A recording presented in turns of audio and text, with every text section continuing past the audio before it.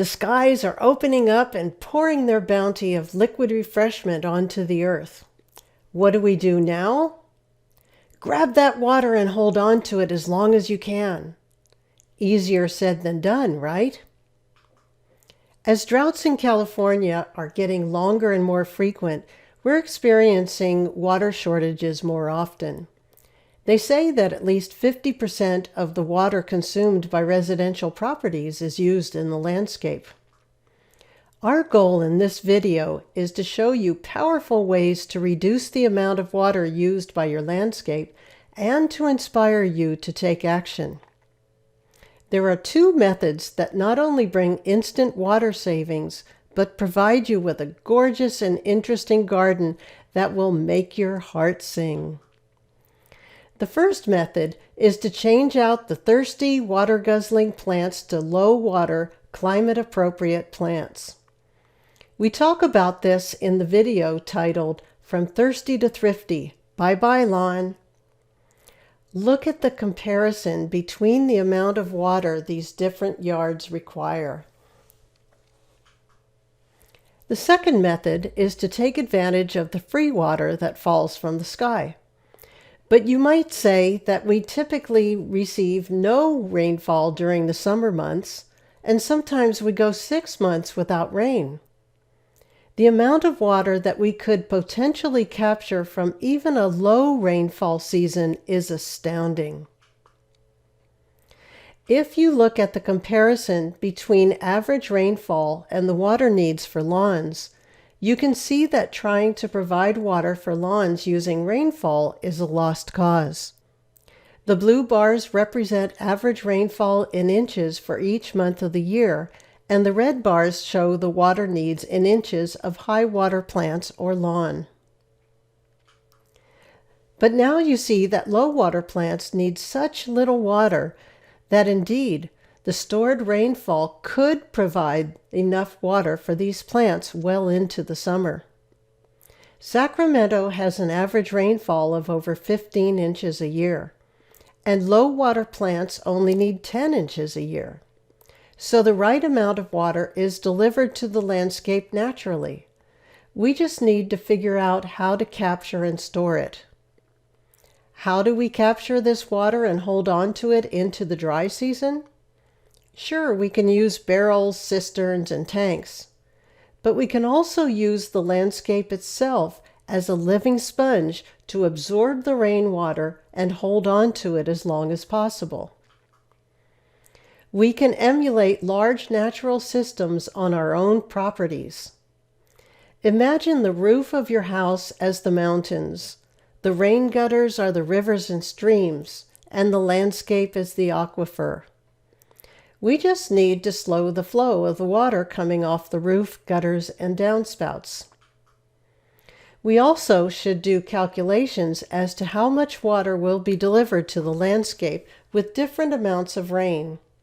For example, 1 inch of rain falling on a 1,000 square foot roof will yield 623 gallons of water.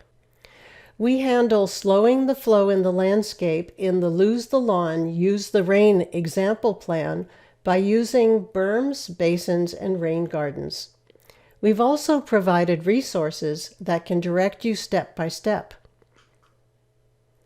First, let's talk about how to give the water a chance to infiltrate into the soil. Shown here is the example landscape template. The blue arrows show the water coming from a downspout into a dry stream bed. It flows down the stream bed and into a rain garden. Once that fills up, the water spills down the hill and out to the sides, directed by bumps and depressions in the landscape known as berms and swales.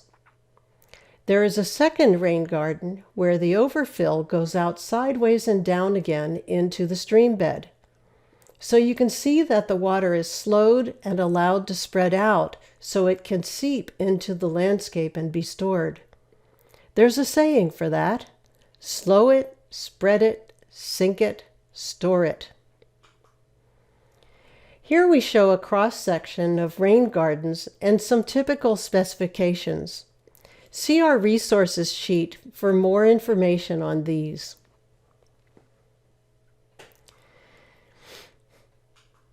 Here are a couple of rain gardens in action. Swales tend to be long and narrow with high sides and low sides. Here are a couple of projects where they sculpted the land to encourage the water to spread and sink in. Dry stream beds come to life in the rainy season.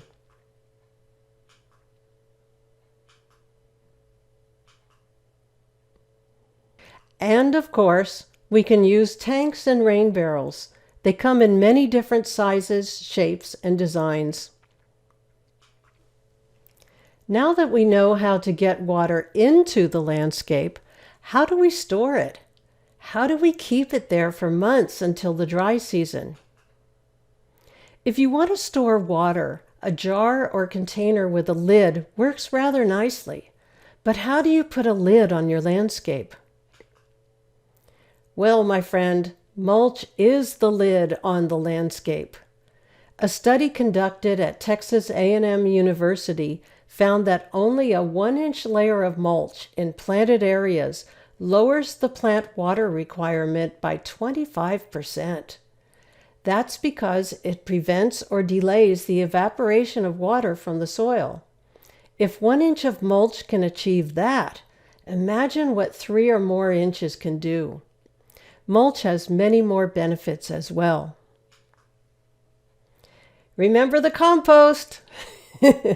This will provide essential nutrients and increase the ability of the soil to hold on to the water as long as possible. It improves drainage in clay soils and water retention in sandy soils. And you don't even have to work it in. Just spread it on top and let the soil organisms, the natural cultivators, go to work. Can you see now how just 2 powerful methods can make a huge difference? Changing out your lawn to low water plants and using the water that nature freely delivers can make your yard beautiful and satisfying. You'll use much less water, and our beleaguered water supply will benefit greatly. I urge you to do something right away to make this happen. Take advantage of our turf exchange rebate program, or simply apply a generous layer of mulch on your landscape. Whether your actions are small or grand, the rewards you reap will inspire you and your neighbors to take even more feel-good actions.